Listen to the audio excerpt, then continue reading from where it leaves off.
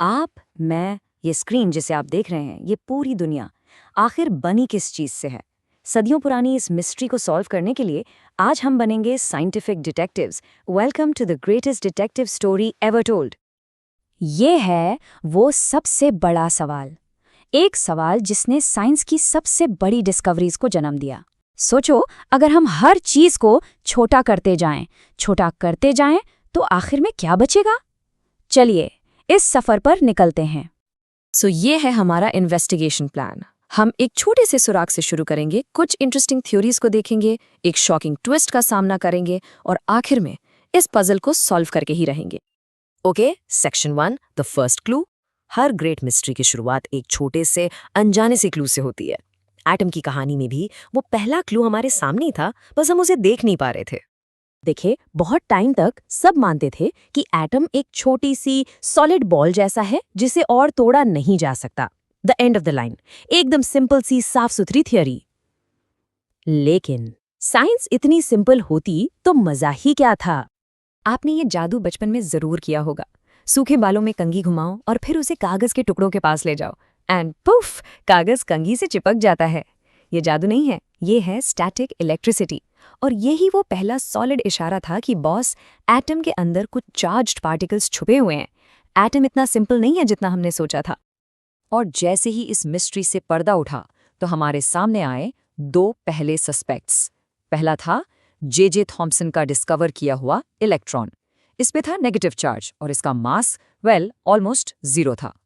और दूसरा था प्रोटॉन, जिस पर था पॉजिटिव चार्ज और जो इलेक्ट्रॉन से लगभग 2000 गुना ज्यादा भारी था। The main point is, atom के अंदर पॉजिटिव और नेगेटिव दोनों चार्जेस मौजूद हैं। तो अब सवाल ये था कि ये पॉजिटिव और नेगेटिव चार्जेस एटम के अंदर रहते कैसे हैं? उनका अरेंजमेंट क्या है? इस पजल को सॉल्व करने की पहली कोशिश की जे थॉम्सन ने अपने फेमस वाटरमेलन मॉडल के साथ। थॉम्सन ने 1904 में कहा कि एक तरबूज इमेजिन करो। जो लाल हिस्सा है ना, द जूसी पार्ट, वो पूरा का पूरा पॉजिटिव चार्ज है और उसमें जो काले बीज हैं वो हैं नेगेटिवली चार्ज्ड इलेक्ट्रॉन्स, जो उसमें ऐसे ही कहीं कहीं स्कैटर्ड हैं। काफी सिंपल है ना? इस मॉडल के हिसाब से पॉजिटिव चार्ज पूरे एटम में फैला हुआ है और जितना टोटल नेगेटिव चार्ज है उतना ही टोटल पॉजिटिव चार्ज। रिजल्ट, दोनों एक दूसरे को कैंसिल कर देते हैं और atom as a whole electrically neutral हो जाता है। इस मॉडल ने बड़ी आसानी से समझा दिया कि एटम्स न्यूट्रल क्यों होते हैं। लेकिन क्या ये सच था? और यहीं पर एंट्री होती है हमारी कहानी के अगले डिटेक्टिव की, अर्नेस्ट रदरफोर्ड। वो थॉम्सन के मॉडल को टेस्ट करना चाहते थे और उनके एक्सपेरिमेंट ने लिटरली सब कुछ बदल के रख दिया। Get ready for a big surprise. Rutherford का प्लान बहुत सिंपल था। उनकी बुलेट्स थी fast moving positively charged alpha particles, basically छोटे छोटे पॉजिटिव एनर्जी के पैकेट। उनका टारगेट थी एक बहुत ही पतली सोने की पन्नी, इतनी पतली कि उसमें बस कोई 10,000 एटम्स की ही लेयर थी। और गोल था ये देखना कि ये बुलेट्स गोल्ड फॉइल के एटम से टकराकर किधर जाती हैं। अच्छा, तरबूज मॉडल के हिसाब से होना क्या चाहिए था? सोचो, क्योंकि पॉजिटिव चार्ज पूरे एटम में फैला हुआ था, इसीलिए वो बहुत वीक था। तो उन्हें लगा कि ये हेवी अल्फा पार्टिकल्स इस फॉइल से सीधे निकल जाएंगे, मे बी थोड़ा सा डिफ्लेक्ट होंगे, बिल्कुल वैसे जैसे एक तेज बुलेट एक टिश्यू पेपर से निकल जाती है। लेकिन जो हुआ वो टोटली शॉकिंग था। पहली चीज, ज्यादातर पार्टिकल्स सच में सीधे निकल गए, चलो ये तो एक्सपेक्टेड था। दूसरी चीज, कुछ पार्टिकल्स थोड़े थोड़े एंगल से मुड़ गए, ओके ये भी ठीक है। लेकिन तीसरी चीज ने सबके होश उड़ा दिए। लगभग 12,000 में से एक पार्टिकल 180 डिग्री पर बाउंस बैक हो गया, टकराया और सीधा वापस आ गया।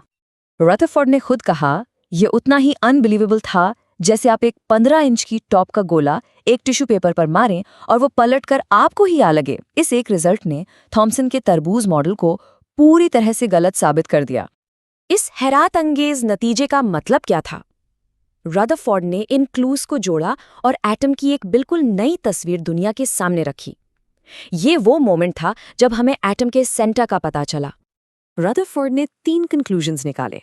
पहला, ज्यादातर अल्फा पार्टिकल्स सीधे निकल गए, इसका मतलब एटम का ज्यादातर हिस्सा खाली है, लिटरली एम्प्टी स्पेस। दूसरा, जो पार्टिकल्स डिफ्लेक्ट हुए या वापस आए वो जरूर किसी बहुत ही सॉलिड, डेंस, पॉजिटिव सेंटर से टकराए होंगे। और तीसरा, ये सारा पॉजिटिव चार्ज और एटम का लगभग पूरा मास एक बहुत ही छोटी सी जगह में कॉन्सेंट्रेटेड है। उसने इस छोटे से सेंटर को नाम दिया द न्यूक्लियस। तो रुदरफोर्ड ने एक सोलर सिस्टम जैसा मॉडल दे दिया, बीच में न्यूक्लियस और इलेक्ट्रॉन्स उसके चक्कर लगा रहे हैं। Problem solved? नहीं, एक नई प्रॉब्लम खड़ी हो गई।